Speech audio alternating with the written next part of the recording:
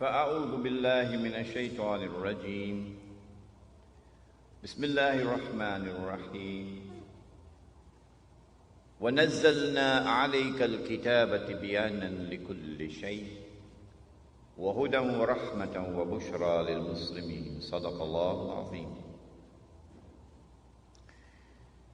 We begin with Allah's blessed name. We praise Him and we glorify Him as He ought to be praised and glorified.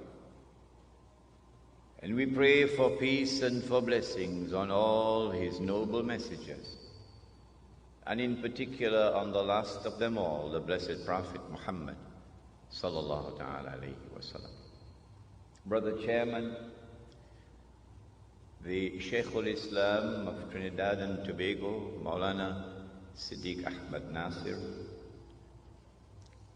the distinguished scholar of Islam and the Imam of the Simab Memorial Masjid, Sheikh Saeed Ahmad. Brothers and sisters, Assalamu alaikum wa rahmatullah. Suratul Nahl of the Quran, Surah number 16, and Allah subhanahu wa ta'ala, the one God, the God of Abraham alayhi salam, He declares, and we sent down the book, that is the Quran, sent it down on thee, O Muhammad sallallahu ta'ala alayhi wa sallam. Sent down this Quran that it might explain all things. And therefore that it might explain the strange world in which we live today.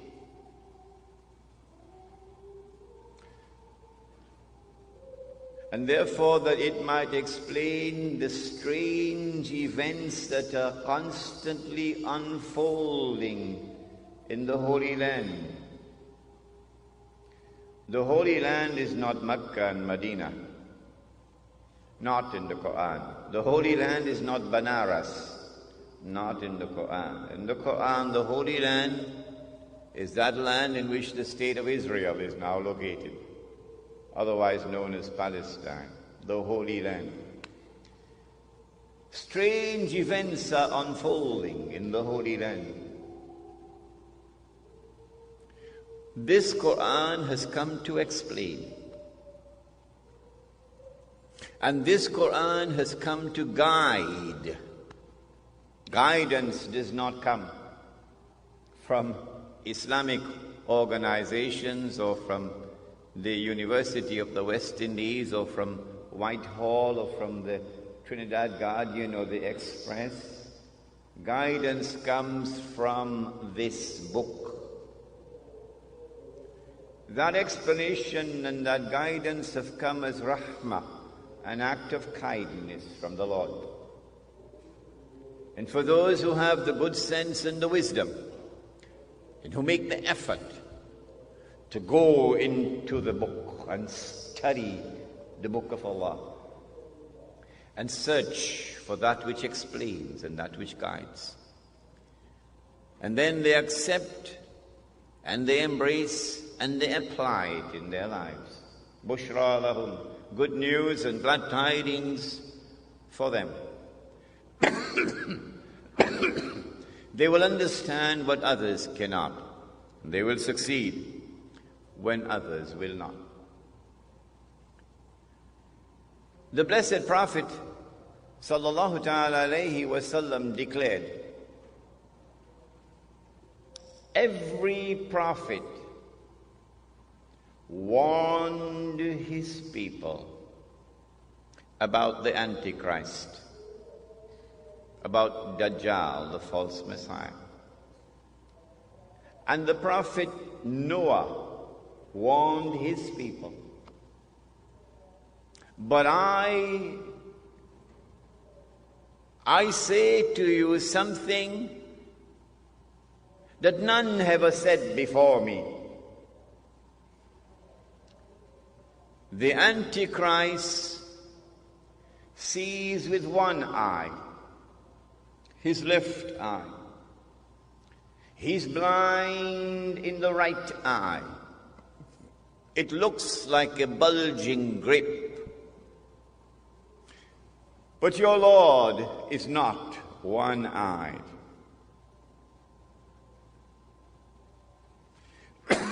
Between his eyes, on his forehead, is written the word kafir, disbeliever. And every mu'min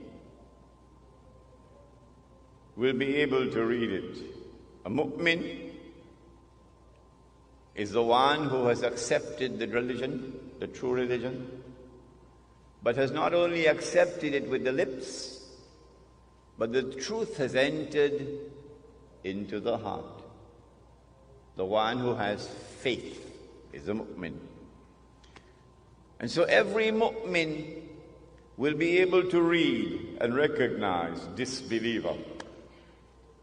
Whether that mu'min is literate or illiterate.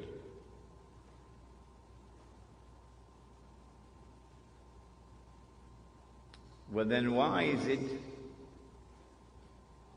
that the one who is a disbeliever cannot read? How come? The one who has faith can read. The one who has no faith cannot read. So maybe we should send him to the eye specialist to have his eyes examined. Why can't you read? But the report comes back from the eye specialist, perfect vision, no glaucoma, no cataract. His eyes are perfect. Well, then why can't he read? Even though his eyes are perfect. And why is it that the one who has faith can read and recognize kafir, disbeliever? Maybe that the one who has faith is not reading with these eyes. Do we have any other eyes beside these eyes? Do we have any other ears beside these ears? Do we have any other means of acquiring knowledge other than through sense perception and rationality, through observation? The modern godless world says no. The Quran says yes. The Quran says that the heart can see. The Quran says that the heart can hear. When faith enters into the heart,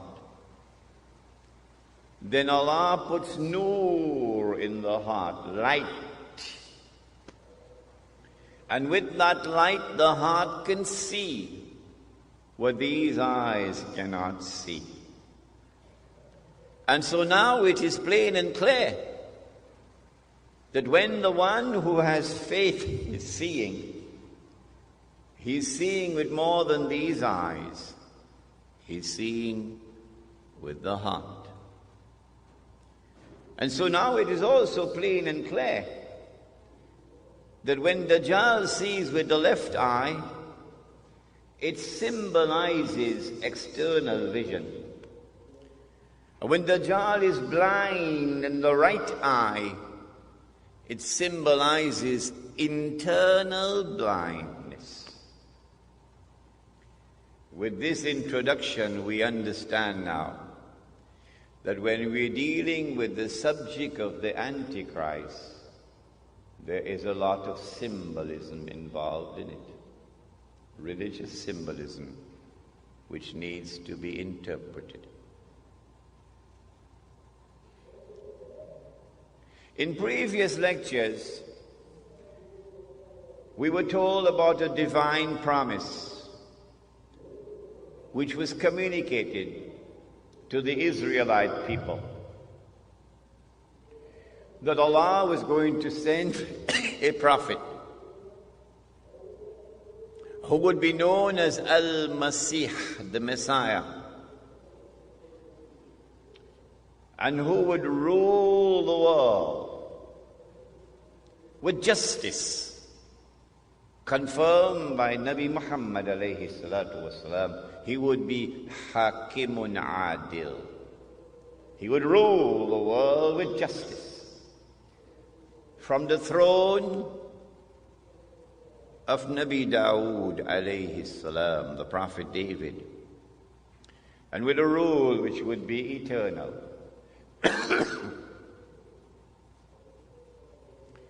But when that promise was communicated, the Israelites were out there in Babylon, and the Holy Land was occupied. The Israelite people understood that if the Messiah was to fulfill this divine promise,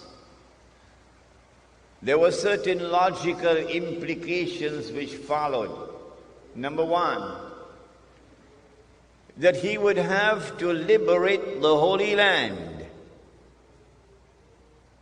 Number two, that he would have to bring the believers back to the Holy Land to reclaim it as their own. Number three, that he would have to restore the holy state of Israel, founded by David and Solomon, Allah's blessings be upon them. And number four, that this holy state of Israel would have to become once again the ruling state in the world.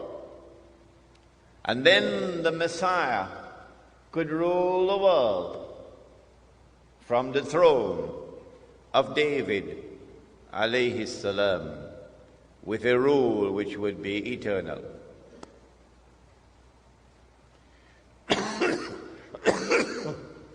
After almost 100 years in Babylon, suddenly things began to happen, and the Holy Land was liberated. The Persian Empire defeated Babylon,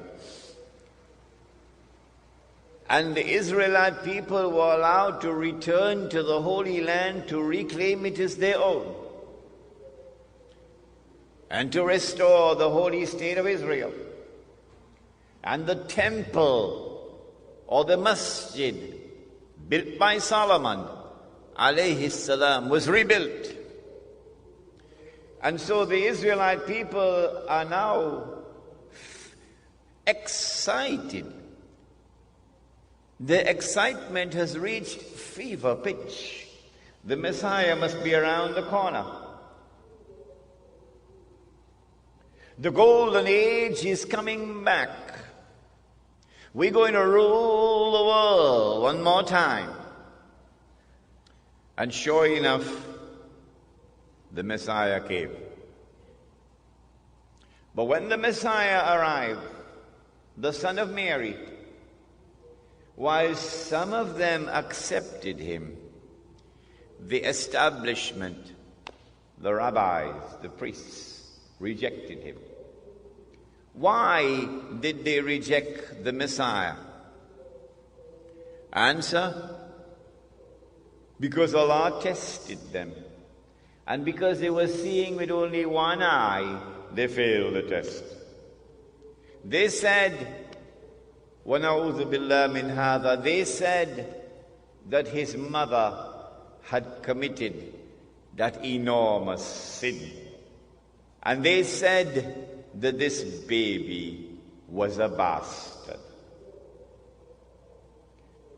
If they had seen with two eyes, with the internal eye, then they would have known, oh no, appearance and reality were completely opposite to each other with this baby. That she was still a virgin, and she gave birth to the baby. But they did not see with the internal eye. And today's lecture reminds the speaker and the audience that unless we see with the internal eye, we will be deceived in so many different ways. And then when they saw him die on the cross before their very eyes, he could not have been the Messiah. Why? He's dead. He's dead. And the Holy Land is under Roman occupation. He's dead. He never ruled the world from the throne of David, alayhi salam. The golden age never came back, but he's dead. And so it is now confirmed beyond the shadow of a doubt. He could not have been the Messiah. What they did not know, and no one knew, for 600 years no one knew it, until the Quran came down, was that no, they did not kill him. No, they did not crucify him. But rather appearance and reality were completely opposite to each other. And Allah raised him. And one day he's coming back. And when he comes back, regardless of resolutions of the Security Council of the United Nations, when he comes back, he is going to rule the world. He will rule the world with justice. And he will rule the world from the holy state of Israel, built on the foundations of the religion of Abraham, alayhi salam. And that is Islam. And his rule will be eternal. But they did not know that. And so they're waiting for the Messiah to come.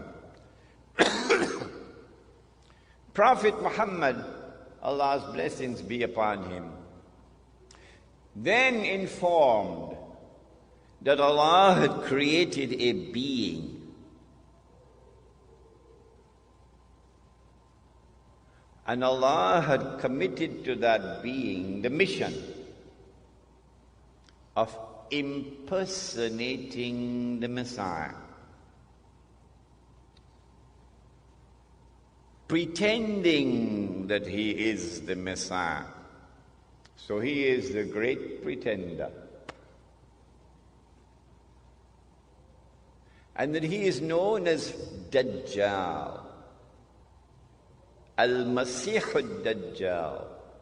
Dajjal, the false Messiah, or the Antichrist. Dajjal means one who deceives. And so the Antichrist has a PhD in deception. In everything connected with the Antichrist, appearance and reality are opposite to each other. If the Antichrist is to successfully impersonate the true Messiah, it follows that he also must attempt to rule the world from Jerusalem with what would appear to be eternal rule. Only then can he declare, I am the Messiah. If he is to do that and convince the Jews that he is indeed the Messiah, then it follows logically, number one, he would have to liberate the Holy Land for the Jews. Number two, he would have to bring them back to the Holy Land to reclaim it as their own. Number 3, he would have to restore a state of Israel in the Holy Land and get them to believe that this is the holy Israel of David and of Solomon, alayhim salam. Of course it would not be. It would be an impostor. Then they would be convinced. And finally, he would have to cause that state of Israel to become the ruling state in the world. Only then would he be able to rule the world from Jerusalem. Then he can get up and say, I am the Messiah. And they would believe that he is indeed the Messiah. And then he could rub his hands and he can say, mission accomplished. I give him a 6 for a 9.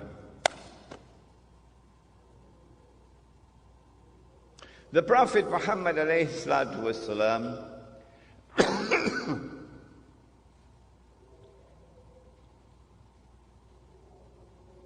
once suspected that a Jewish boy in Medina was the Antichrist. The boy's name was Ibn Sayyad. So he took his companion Umar radiallahu ta'ala with him to go and question the boy. The boy was very disrespectful in his answers. And Umar radiallahu ta'ala anhu was very angry. He said, O Messenger of Allah, give me permission. I cut off his head. The Prophet said, no, Umar, no. If he is the Antichrist, you cannot kill him. And if he is not, then it would be sinful to kill him. May I repeat that so it sinks in? If he is the Antichrist, you cannot kill him. And if he is not the Antichrist, it would be sinful to kill him. Implying that the possibility exists that he can be the Antichrist or Dajjal. But that possibility could only exist if the Antichrist has been released into the world.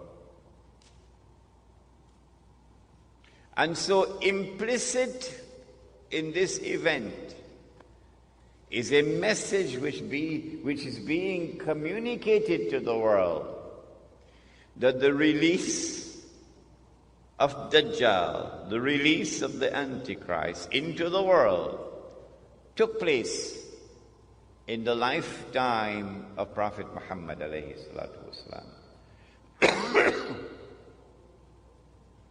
If he is released into the world, then where is he?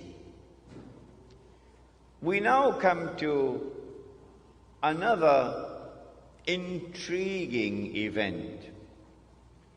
It is located in the Sunan in the Sahih of Imam Muslim. A companion of the Prophet alayhi salatu wasalam, he was Christian, he became Muslim. His name is Tamim Dari. He came to the Prophet alayhi salatu wasalam and narrated an event which occurred. The Prophet listened, and then he said to the people, sit down, I have something to say to you. Tamim Dari came to me and told me something about the Antichrist, which confirms what I have been saying to you. And now we get the story from the blessed lips of the Messenger of Allah. What is the story? Tamim ad-Dari and some 30 or 40 of his companions went on board a ship. And then the storms came and blew the ship for a whole month before they arrived at an island. And when they got on shore, they got off the ship and they went on shore, they were confronted by a very hairy creature. Plenty hair. So much hair, you could hardly tell which side is head and which side is tail.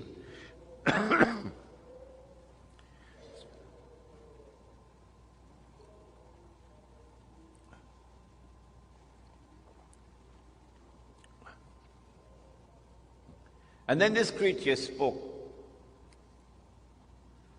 and said, I am Jassasa. Jassasa. Spy.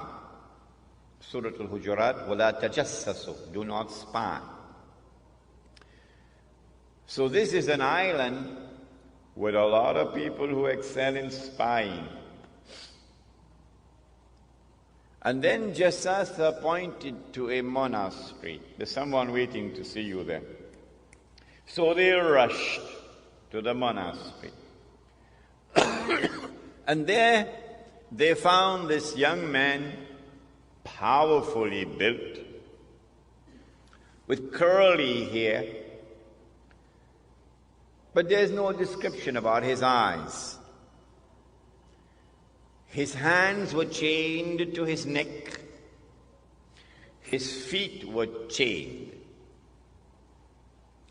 And this man began to question Tamim ad-Dari and his companions.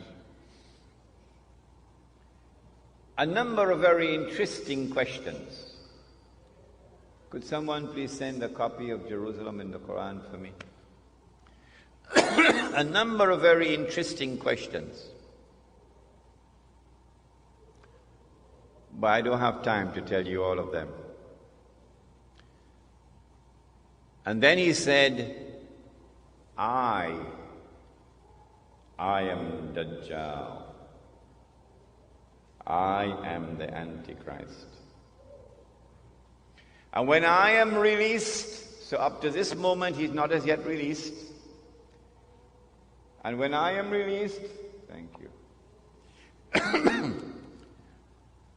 I will enter every town and every city, including Tunapuna.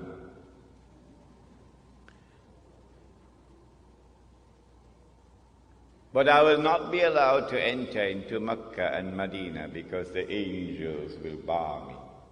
And so now we know, up to this moment in time,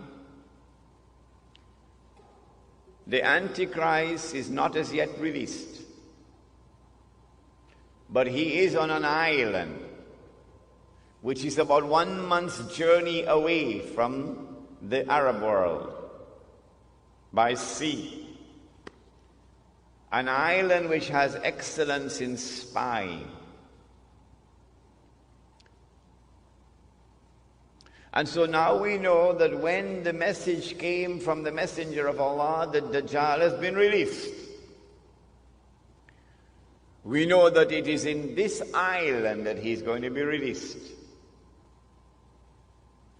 And it is from this island that he will launch his mission to impersonate the Messiah and to eventually rule the world from Jerusalem.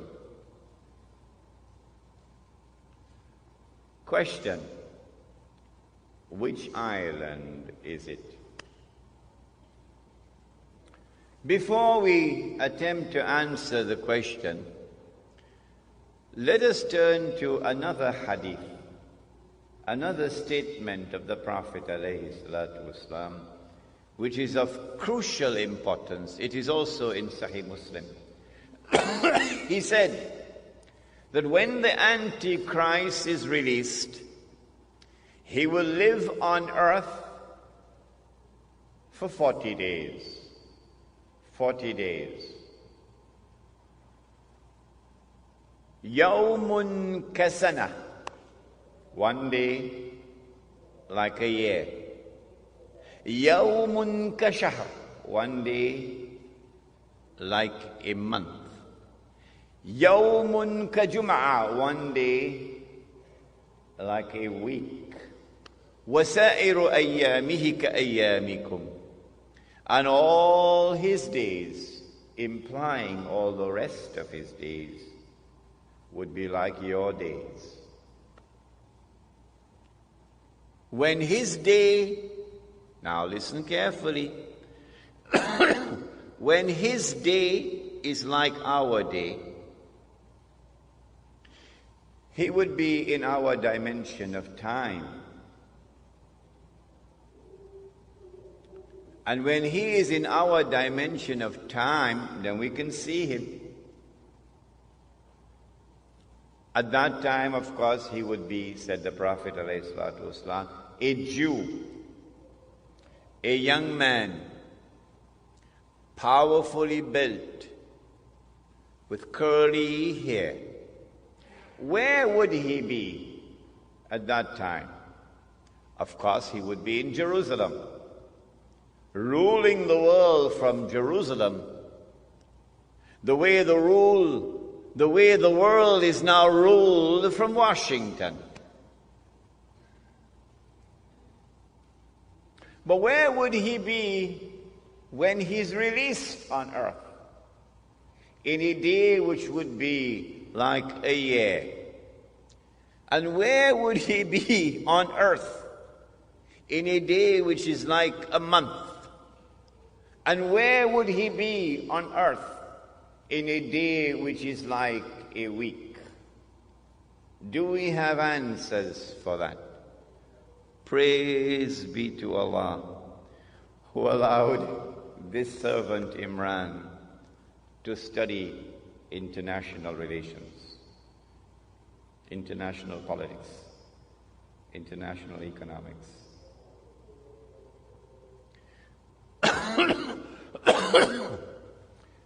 The answer, of course, is that when he's released on earth, he will be on that island. And from that island, he will launch his mission to liberate the Holy Land, to bring the Jews back to the Holy Land, to reclaim it as their own, to restore a state of Israel in the Holy Land, and get the Jews to believe that this is the holy Israel of David and of Solomon, alayhim salam, and to cause that state of Israel to become the ruling state in the world. Which island is it? This is my answer. You do not have to agree with me. You are free to differ with me. But you cannot say that I am wrong until you can tell me what is the right answer. That's fair, isn't it? That's fair, isn't it? Come on, answer me. You cannot say that I am wrong until you can tell me what is right.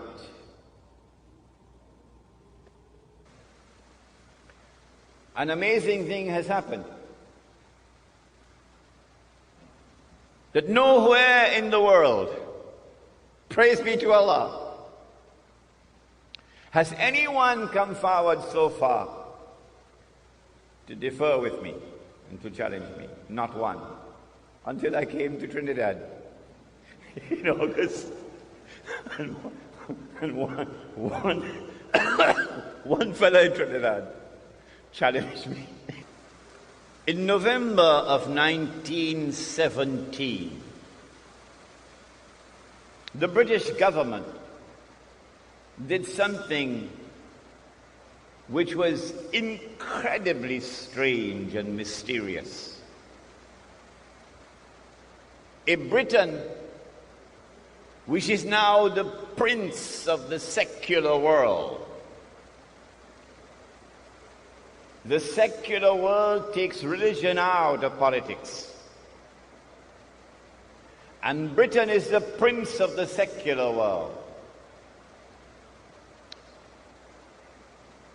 Britain issues a declaration known as the Balfour Declaration in November 1917 that it is the intention of His Majesty's government to work for the establishment of a Jewish national home in the Holy Land. Did you hear that?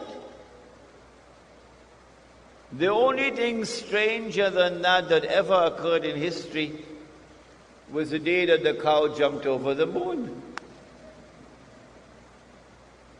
Why would a secular state, which leads the world of secular states, declare its intention to work for the establishment of a Jewish national home, meaning a Jewish state, in the Holy Land?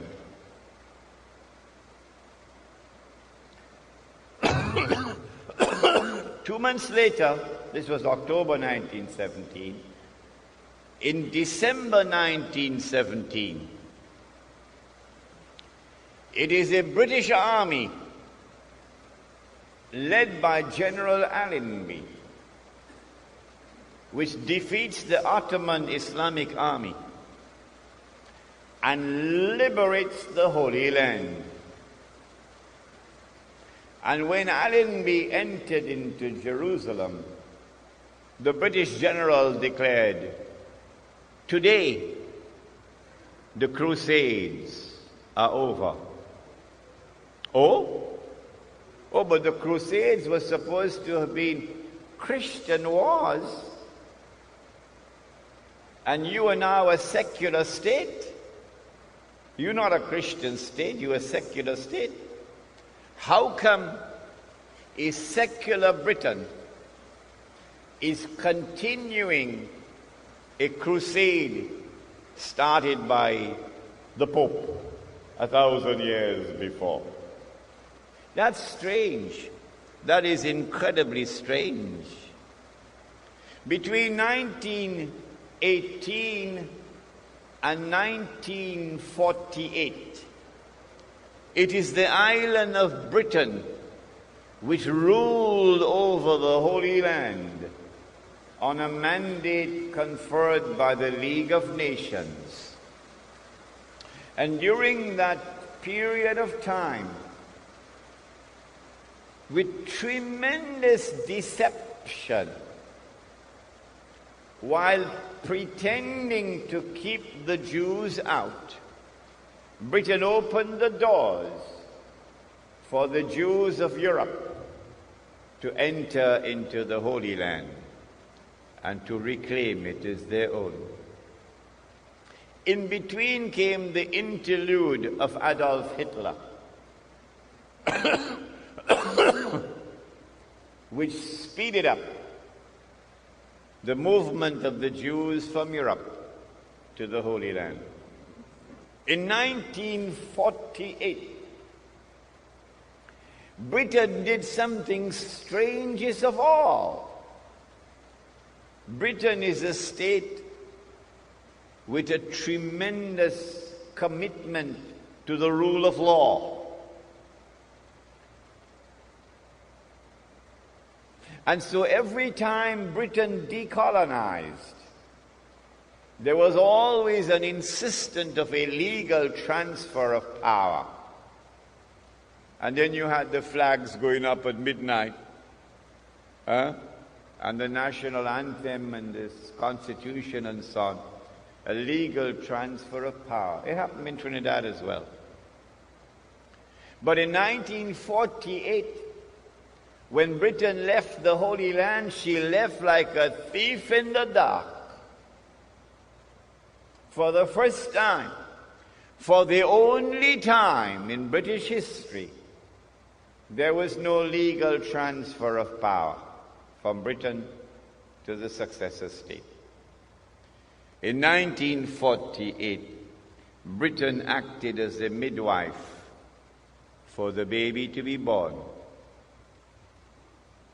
The European Jewish state of Israel. And so my answer is that that island of Tamim ud-Dari is Britain.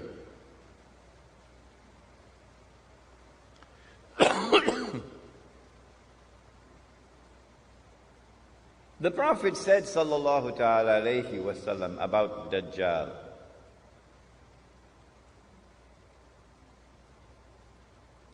that he would ride on a donkey,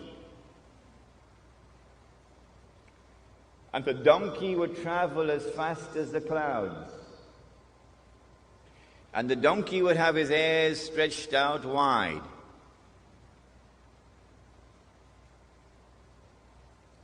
My opinion, which I hope you will share with me, is that that donkey is already here in the world. This is religious symbolism with which we began the lecture. The donkey is the modern aircraft.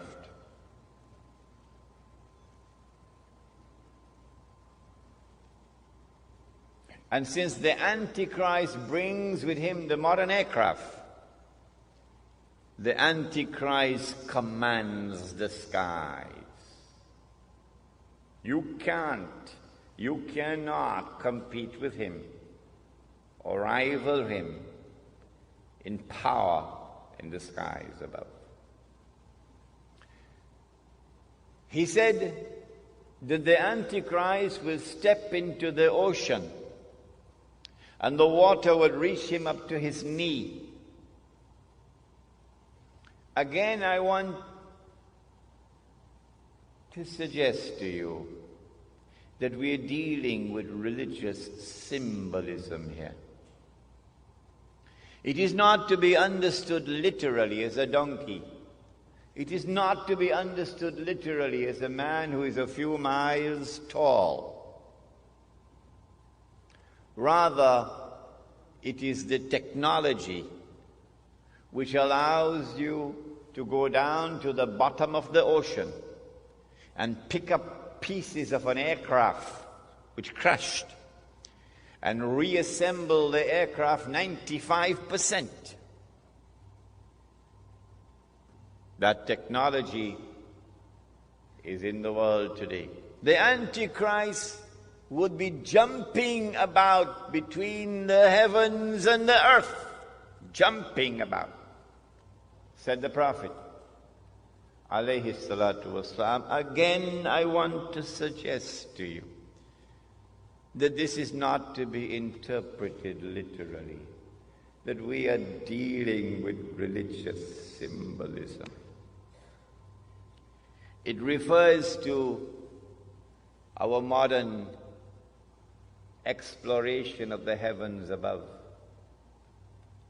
The satellites that go around the earth and the shuttle aircrafts that go up and down. In fact, in all of these we see pointers towards a scientific and technological revolution which would sweep the world.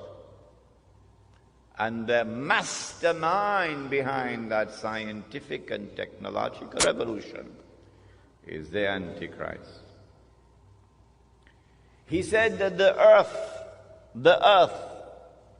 would yield its treasures to Dajjal. Now, go back home and study British history. as I am doing now. And you would see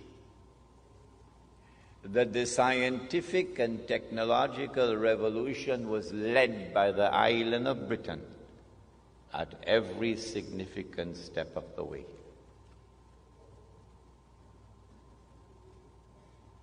The earth would yield its treasures to Dajjal. Last year, my wife and I visited the city of Kimberley in South Africa. Kimberley is famous for its diamonds, the Kimberley diamonds.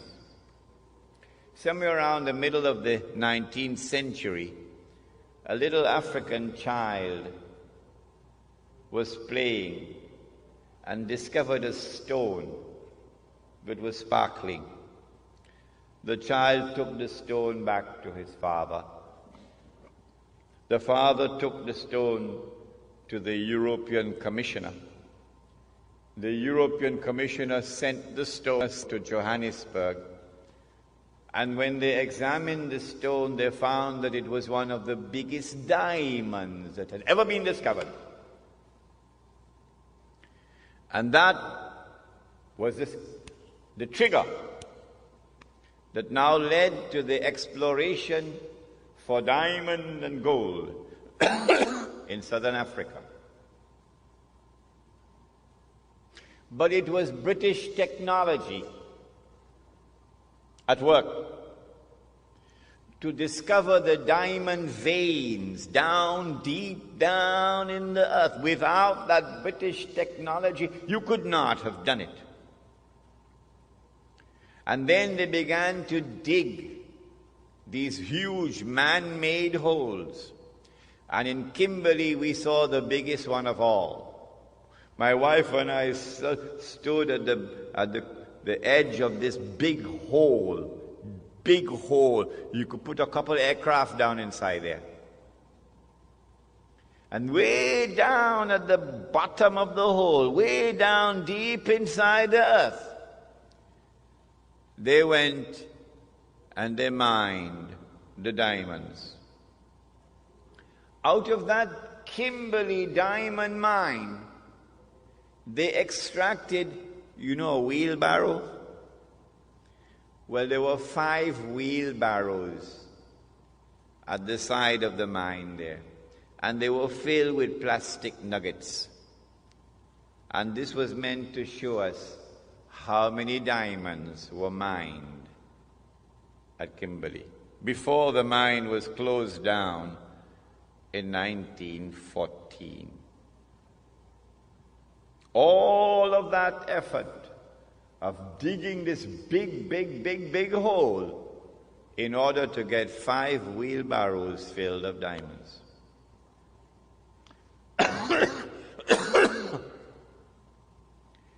In 1914,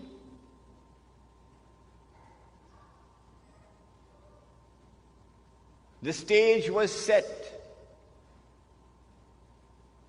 The Zionist movement had taken control of the diamond mines of South Africa and used a man named Cecil John Rhodes as a front man. The Rothschild Bank of Europe, a Jewish bank, financed him. And they were able to harvest all those diamonds and use the sale of those diamonds to build up a war chest.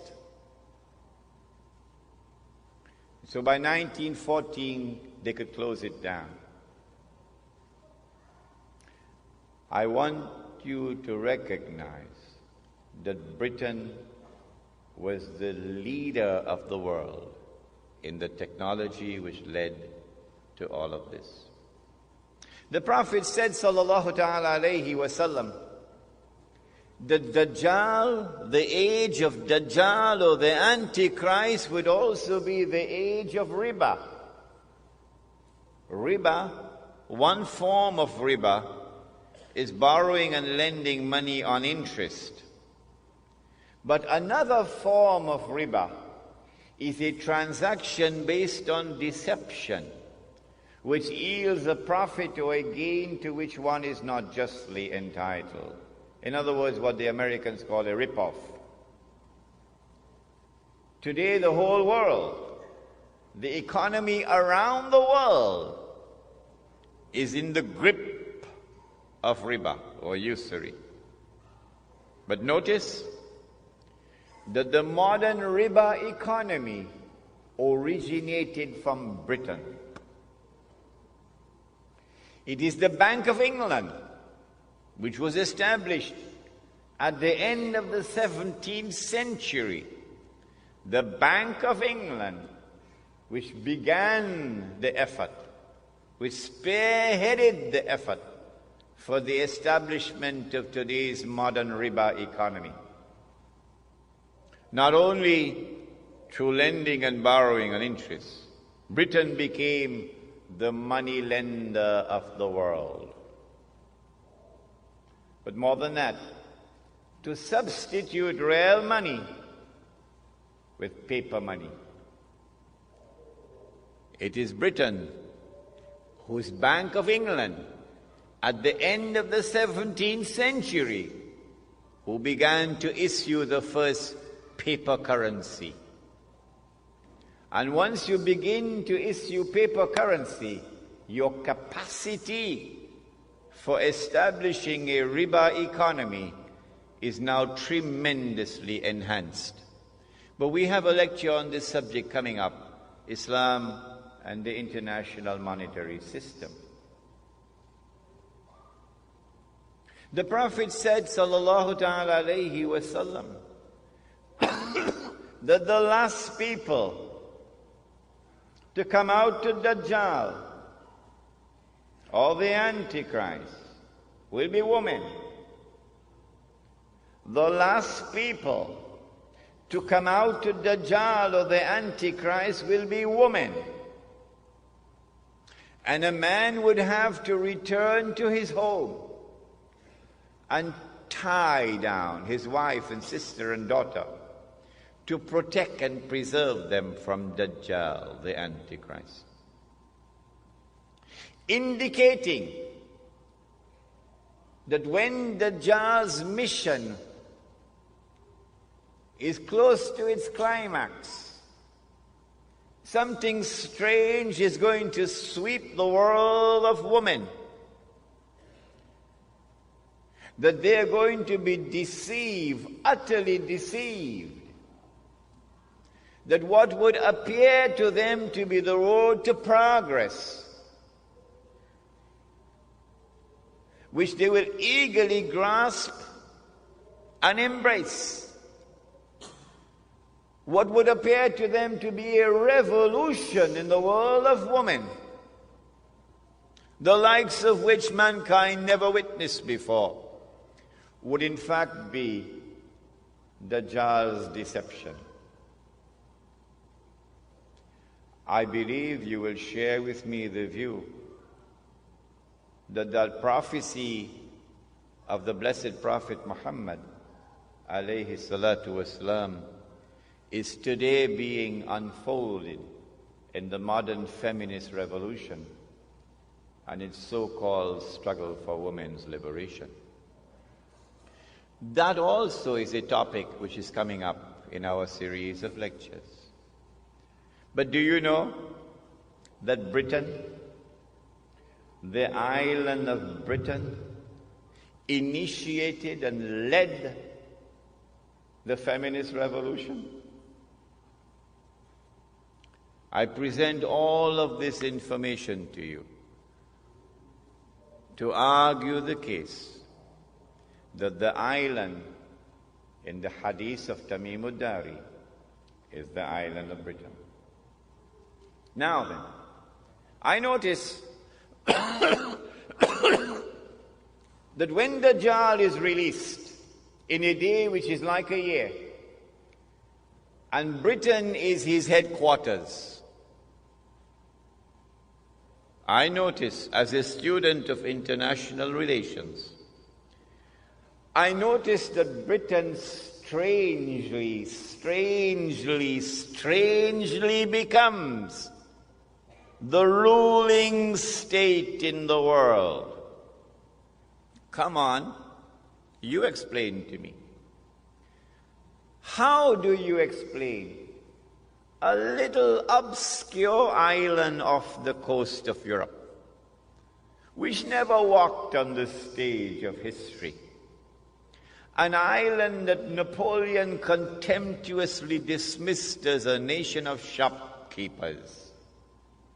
How do you explain that that little island establishes its rule over the whole world? Pax Britannia. Britain rules the world. I want to suggest to you tonight that the only man who can explain the emergence of Britain as the ruling state in the world at the time when it emerged is a man named Muhammad. Allah's blessings be upon him. And the explanation is that this is the work of the Antichrist.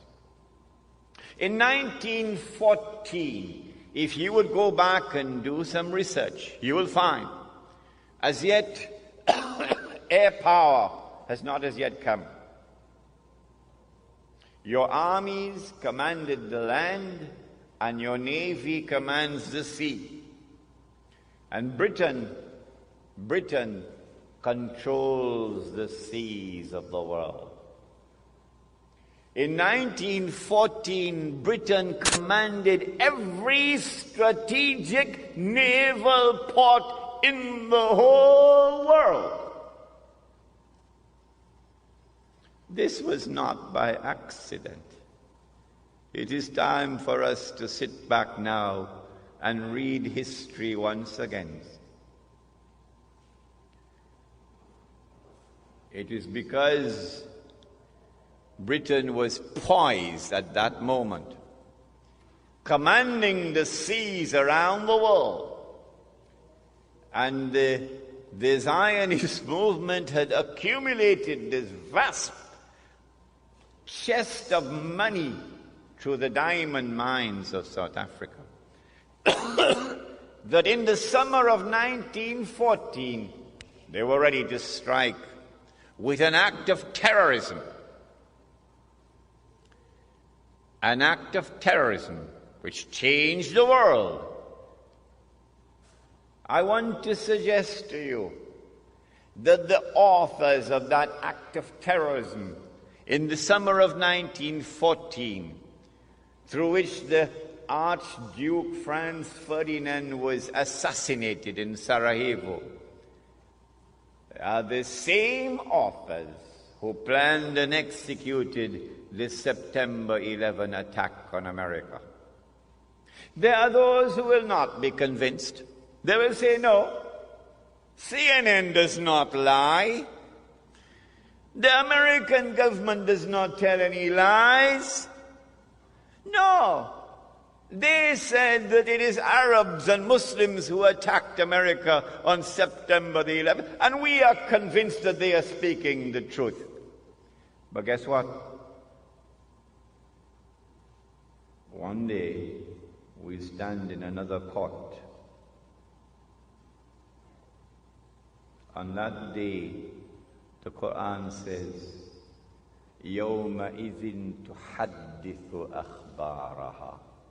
The earth will reveal all the secrets that the media don't tell us today. And on that day, I will not be surprised when I am shown who are the authors of the September 11 attack on America. I would not be surprised on that day. But on that day, those who insist that Washington is speaking the truth, oh, what an awful event it will be for them. See, you know that? I mean, these people are going to give me a 6 for a 9. I was so utterly and totally and completely deceived, and I swallowed their lies. And as a consequence, I blamed an innocent people. and today I have to answer for it. In the summer of 1914, there were 6 major powers in Europe: Britain, France, Russia, Germany, Austria-Hungary. That's 5. That's 5. Number 6? Number 6? Who remembers number 6? Number 6 was the Ottoman Islamic Empire. I mean, we forget about it. 6 major powers in Europe. And the Holy Land was under the control of the Ottoman Islamic Empire. The Archduke Franz Ferdinand was assassinated in Sarajevo. And the fingerprints or the footprints, which were of course manufactured, led to Russia. It was intended to lead to Russia. Like September 11 footprints or fingerprints was intended to lead to Arabs and Muslims. And so Austria-Hungary declared war on Russia as George Bush attacked Afghanistan. And then Britain and France, who had a defense treaty with Russia, now came to the assistance of Russia and joined the war. And then Germany entered the war on the side of Austria-Hungary. And then the Ottoman Islamic Empire was pushed, shoved into the war on the side of Germany. And so the stage was set, as the stage is now set today after September the 11th. And the big war took place. But strangely, Britain was losing that war because Germany unveiled a new weapon of war that had never been used before, the submarine. As Israel is going to unveil a new weapon of war tomorrow that has never been used before. And when Britain was on her knees, facing defeat, Britain, which was the ruling state in the world, is now facing defeat. Then the German Jews went to the British government and said, let's make a deal. If you will promise to give us the Holy Land, we'll bring the United States into the war on your side. Britain said, deal. You will see all of this on the last day. And so the United States entered into the war. And Britain won the war. In the process, the Ottoman Islamic Empire was defeated, was dismembered, and the Holy Land was liberated for the Jews. And so an act of terrorism led to this strategic target being achieved, the liberation of the Holy Land. But now, the United States takes over from Britain as the new ruling state in the world. In the same way that Britain had a mysterious relationship with the Holy Land and with the Jews, the United States now has that mysterious relationship with the Holy Land and with the Jews. The first country in the world to recognize the state of Israel is the United States of America. Is that by accident? No, not after today's lecture. You'll never think it's by accident. The United States presents presents the baby with everything that the baby needs to grow up to become not only a strong man but a superpower.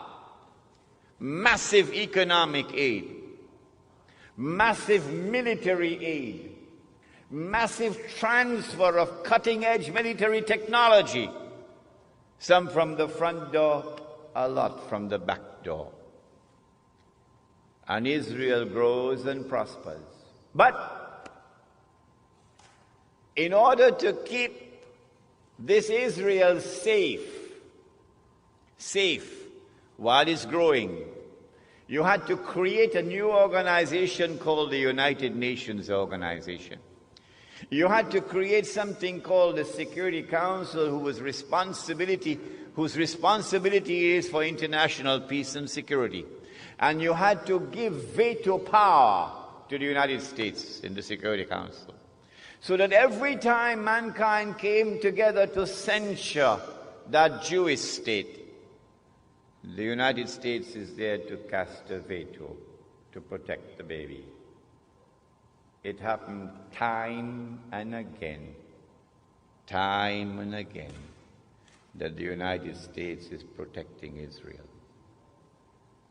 If there was any doubt that the United States has now taken over as the ruling state in the world, 1956 put an end to that. In 1956, Britain, France, and Israel attacked Egypt, took over the Suez Canal. The American president was Dwight Eisenhower, General Dwight Eisenhower. He ordered Britain and France and Israel to withdraw. And they had to withdraw. And the British government fell. So Anthony Eden had to resign. Very clearly, Britain is no longer the ruling state in the world.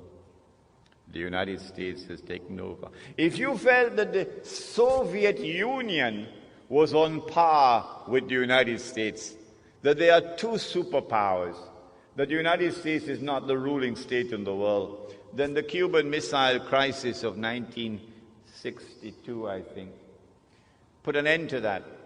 Remember? Sparrow sang the Calypso. I said, turn them ships in the opposite direction. You were born at that time? Huh? Kennedy is the man for them. The Cuban Missile Crisis. And the Soviet Union had to back down when the United States imposed unilaterally a quarantine around the island of Cuba. And so the United States is the new ruling state in the world. And the United States has a mysterious relationship with the state of Israel. Can anyone explain that?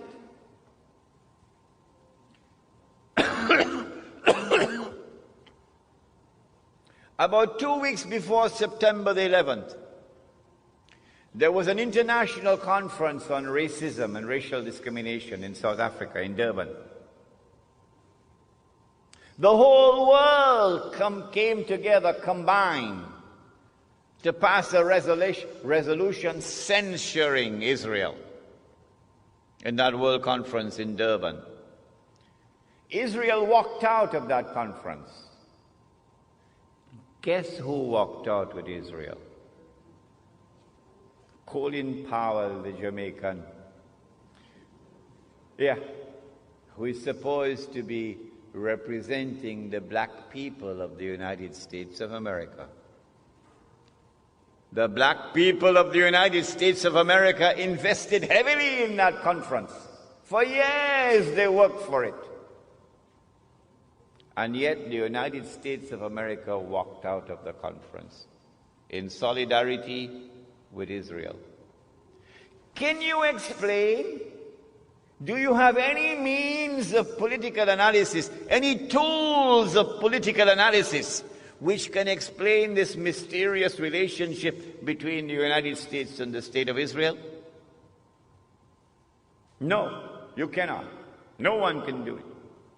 None can explain except a man named Muhammad sallallahu alayhi wa sallam. What is the explanation? Dajjal has completed a day which is like a year, and he's now in a day which is like a month.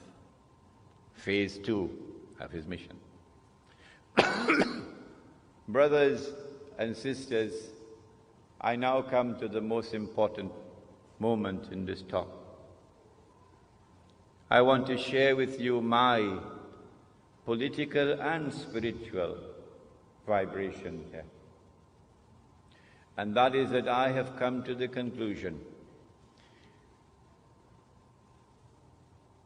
You know, Lloyd West taught me a local expression. He said, when God wants to kill Bachaki, he give him wing to fly.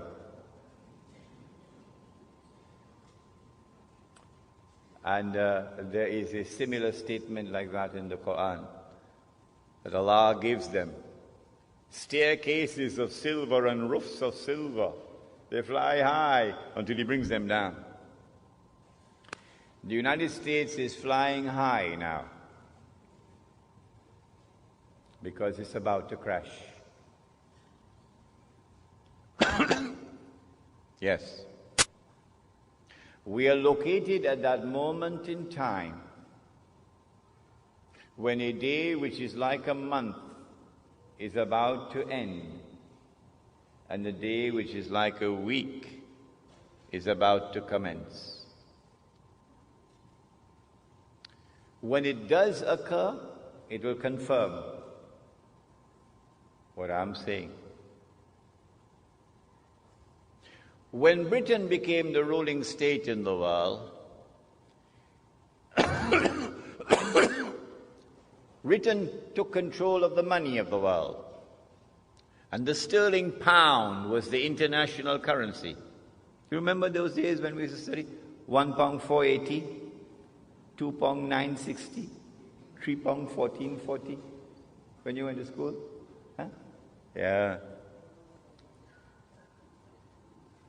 And then when the United States took over from Britain as the ruling state in the world, the United States could not be the ruling state in the world without taking control of the money of the world. And so the US dollar replaced the sterling pound as the international currency. This took place at the Bretton Woods Conference, the Bretton Woods Accord in upstate New York. And I'm saying to you, if you look at the world of money, you would see the writing is on the wall. The Bretton Woods Accord is collapsing. It has already collapsed. And a new international monetary system is around the corner, in which the US dollar will disappear. And when the US dollar crashes, the American economy will crash with it. Flying high, the Dow Jones flying high. I want to suggest to you that the September 11 attack on America bears an uncanny similarity to the terrorist attack of September of the summer of 1914. And that the events which are now unfolding in the world, the attack on Afghanistan, the attack on Iraq, the new American imperium that is taking over the world, are all meant to serve one mission: to pave the way for the state of Israel to wage a big war.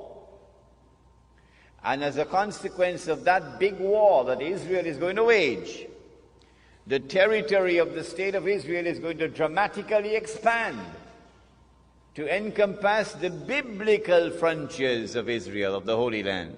Bible says, from the river of Egypt to the river Euphrates. That's not true. The Quran proves that that is false. The Holy Land does not exist. From the river of Egypt to the river Euphrates, that is false. But it's there in the Bible. They put it in. And so Israel has to wage a big war which will dramatically expand the territory of the state so that Israel will control the Suez Canal tomorrow. And Israel will control the oil of the Gulf tomorrow. And there will be a concomitant attack on the US dollar. And the US dollar collapses, and when it collapses, it will bring down the whole world of paper money with it. This is our lecture on Islam and the international monetary system. When Israel wages that big war, I expect that Israel will unleash weapons of warfare we've never seen before. And at the end of it, Israel will take over from the United States as the new ruling state in the world. But Israel cannot wage that war while still there are any significant obstacles in the way. And now put on your thinking caps. Which is the most significant obstacle which still stands in the way of Israel waging her big war? Is it a man named Osama bin Laden and his men hiding in caves in Afghanistan? Is it that blue-eyed stooge of the Yankee, a man named Saddam Hussein? Are they significant obstacles in the path of Israel? Is it Taliban in Afghanistan? Wake up. None of these are significant obstacles in the path of Israel. Israel has one major obstacle in its way that must be removed before Israel can wage that big war. And it is Pakistan's nuclear weapons capacity.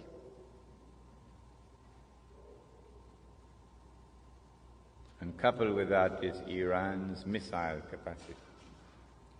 And so all the hullabaloo we're going through now, all the maneuverings on the chessboard of the world, are all intended to culminate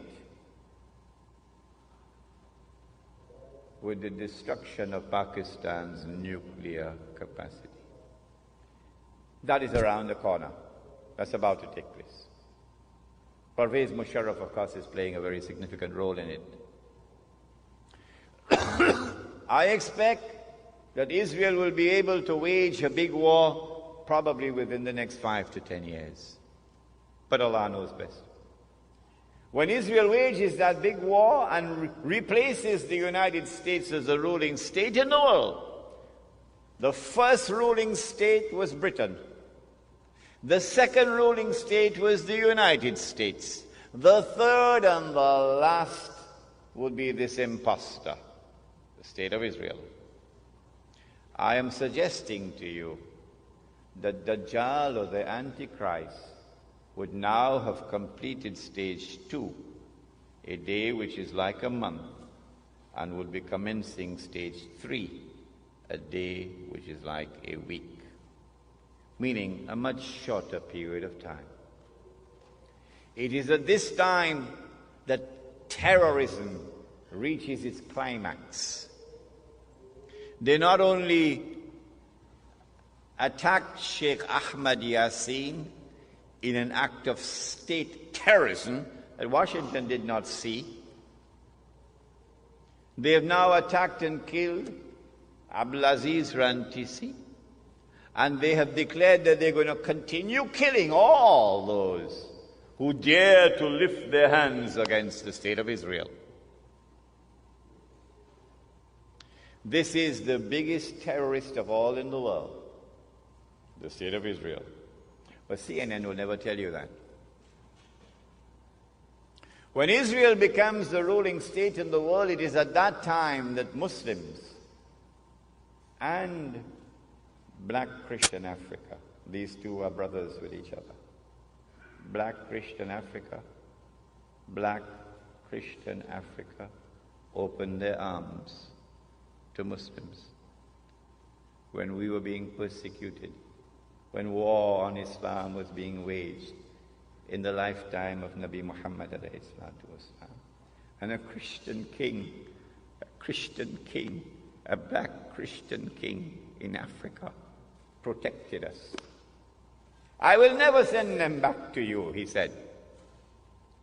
And he looked at Islam and he looked at Christianity and he said, that which divides us from you is no more than this line in the sand, the Negus of Abyssinia. So too it was at that time. So too again it is today. The major attacks that Israel will launch will be on Muslims and black Christian Africans. The Prophet said that a man will pass by a grave and would roll on the grave and would say, I wish I were in the grave rather than the dead man, because of biting, relentless oppression. But it will not last forever. The Dajjal or the Antichrist would be born. He would grow up. He would become the ruler of the state of Israel. He would rule the world from Jerusalem the way George Bush is ruling from Washington. I expect this within the next 50 years or so, but Allah knows best. It's going to be a horrible 50 years ahead of us. Horrible. And then he will declare, I am the Messiah. And the Jews will accept him as the Messiah. And then he'll rub his hands and say, mission accomplished. It is at that time that the Son of Mary will now come back, not before. Jesus cannot return until the Antichrist has completed his mission. The Christians of this country would do well if they would come to Islam so that Muslims can explain to them the subject of the Antichrist as it has been explained to them today, as never before explained to them. Jesus cannot return until the Antichrist has completed his mission. The Antichrist has completed almost 2/3 of his mission, but there's 1/3 still remaining. At that time, the Son of Mary comes down,